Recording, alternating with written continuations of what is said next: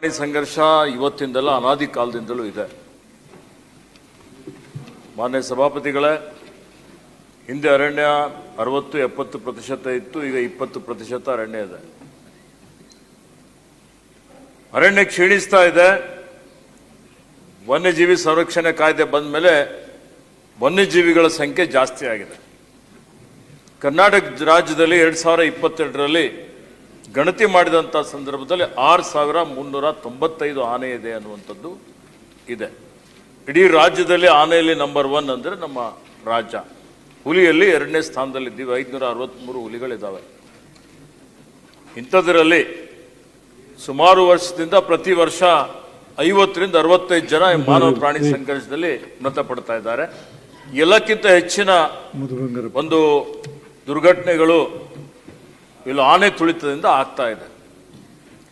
ಇದೆಲ್ಲವನ್ನೂ ತಡೆ ಹಿಡಿಬೇಕು ಅಂತೇಳಿ, ಈ ಸಮಸ್ಯೆಗೆ ಪರಿಹಾರ ಕಂಡುಕೊಳ್ಬೇಕು ಅಂತೇಳಿ ಇವತ್ತು ಶಾಶ್ವತವಾಗಿ ಕರ್ನಾಟಕ ರಾಜ್ಯದಲ್ಲಿ ಮಾತ್ರ ಇವತ್ತು ರೈಲ್ವೆ ಬ್ಯಾರಿಕೇಡ್ ಅಳವಡಿಸುವಂಥ ಕಾರ್ಯ ನಡೀತಾ ಇದೆ. ನಮ್ಮ ಸರ್ಕಾರ ಬರೋಕ್ಕಿಂತ ಮುಂಚಿತವಾಗಿ 312 ಕಿಲೋಮೀಟರ್ ರೈಲ್ವೆ ಬ್ಯಾರಿಕೇಡ್ ನಾವು ಮಾಡಿದ್ದೇವೆ. ಈಗ ಸುಮಾರು 116 ರೈಲ್ವೆ ಬ್ಯಾರಿಕೇಡ್ ಕಂಪ್ಲೀಟ್ ಆಗಿದೆ. ಇನ್ನೂ 200 ಕಿಲೋಮೀಟರ್ಗೆ ಈಗಾಗಲೇ ಮಾನ್ಯ ಮುಖ್ಯಮಂತ್ರಿಗಳು ಅದಕ್ಕೆ ಮಂಜೂರಾತಿಯನ್ನು ಕೊಟ್ಟಿದ್ದಾರೆ. ಆ ಕಾಮಗಾರಿಯನ್ನು ನಾವು ಶೀಘ್ರದಲ್ಲಿ ಪ್ರಾರಂಭ ಮಾಡ್ತಾ ಇದ್ದೀವಿ. ಈ 200 ಕಿಲೋಮೀಟರ್ ನಾವು ಮಾಡಿದ ಮೇಲೆ ಮುಗೀತು ಅಂತಲ್ಲ, 200 ಪ್ಲಸ್ ಇನ್ನೂ ಬೇಡಿಕೆ 300 ಕಿಲೋಮೀಟರ್ ಇದೆ. ರೈಲ್ವೆ ಬ್ಯಾರಿಕೇಡ್ 1 ಕಿಲೋಮೀಟರ್ ಮಾಡಲಿಕ್ಕೆ ಹಿಂದೆ 1.5 ಕೋಟಿ ರೂಪಾಯಿ ಖರ್ಚಾಗ್ತಾ ಇತ್ತು. ಈಗ 1,20,75 ಲಕ್ಷ ರೂಪಾಯಿ 1 ಕಿಲೋಮೀಟರ್ಗೆ ಬೇಕಾಗಿದೆ. ನಾನು ಆರ್ಥಿಕ ಇಲಾಖೆಗೆ ಸನ್ಮಾನ ಮುಖ್ಯಮಂತ್ರಿಗಳ ಪ್ರಸ್ತಾವನೆ ಸಲ್ಲಿಸಿದ್ದೇನೆ. ಇವತ್ತು ಈ ಬೇಕಾದಷ್ಟು, ಯಾಕಂದರೆ ಮಾನವ ಏನು ಜೀವ ಅತ್ಯಮೂಲ್ಯವಾದಂಥದ್ದು. ಆ ಜೀವ ಸಂರಕ್ಷಣೆ ಮಾಡಲಿಕ್ಕೆ ಏನೆಲ್ಲ ಕ್ರಮಗಳು ತೆಗೆದುಕೊಳ್ಬೇಕಾಗ್ತದೆ, ಮಾಡಲೇಬೇಕಾಗ್ತದೆ. ಆ ದೃಷ್ಟಿಯಿಂದ ಅವರ ಒಪ್ಪಿಗೆಯನ್ನು ತಾತ್ವಿಕವಾಗಿ ಕೊಟ್ಟಿದ್ದಾರೆ. ಬರುವಂಥ ದಿನಮಾನಗಳಲ್ಲಿ ಇವತ್ತೇನು ಅವಶ್ಯಕತೆ ಇರುವಷ್ಟು ರೈಲ್ವೆ ಬ್ಯಾರಿಕೇಡನ್ನು ನಿರ್ಮಾಣ ಮಾಡಿ ಆದಷ್ಟು ಮಟ್ಟಿಗೆ ಮಾನವ ಪ್ರಾಣಿ ಸಂಘರ್ಷ ತಡಿಲಿಕ್ಕೆ ನಾವು ಪ್ರಯತ್ನ ಮಾಡ್ತಾ ಇದ್ದೇವೆ. ಅದ್ರ ಜೊತೆಯಲ್ಲಿ ಈಗ ಕಂದಕ ನಿರ್ಮಾಣ ಮಾಡುವಂಥದ್ದು ತಾವು ಹೇಳಿದ್ದೀರಿ. ಈಗ ಮ್ಯಾಂಗ್ಳೂರಿನಲ್ಲಿ ಹೌದು 2 ಸಾವುಗಳಾಗಿದೆ. ಬಹಳ ಅತ್ಯಂತ ದುರದೃಷ್ಟಕರವಾದಂಥ ನೋವಿನ ಒಂದು ಸಂಗತಿ.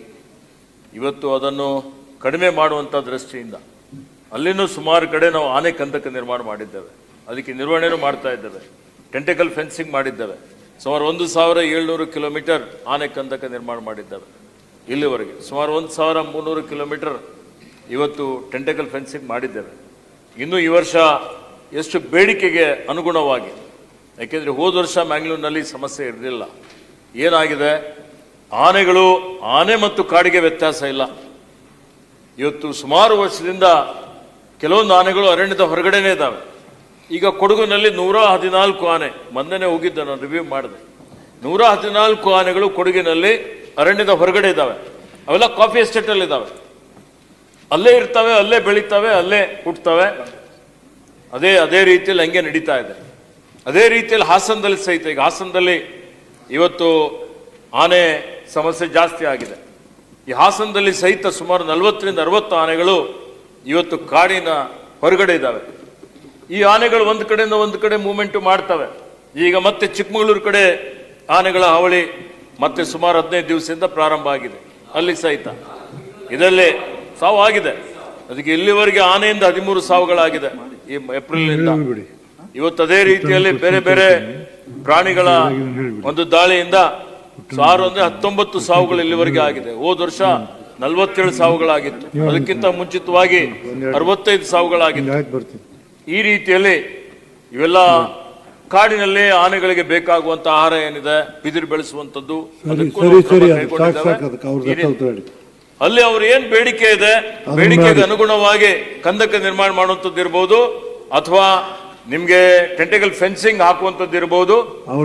ಏನು ಈ ಒಂದು ಆನೆ ದಾಳಿ, ಮಾನವ ಪ್ರಾಣಿ ಸಂಘರ್ಷ ಕಡಿಮೆ ಮಾಡಲಿಕ್ಕೆ ನೀವೇನು ಸಲಹೆ ಹೇಳ್ತೀರಿ, ನಮ್ಮ ಅಧಿಕಾರಿಗಳಿಗೆ ಹೇಳಿ ಅದನ್ನು ಕಾರ್ಯಗತ ಮಾಡುವಂತ ಕೆಲಸ ನಾವು ಮಾಡ್ತೀವಿ ಅನ್ನುವಂಥ ಮಾತನ್ನು ಹೇಳಿಕೆ ಬಯಸ್ತೇನೆ.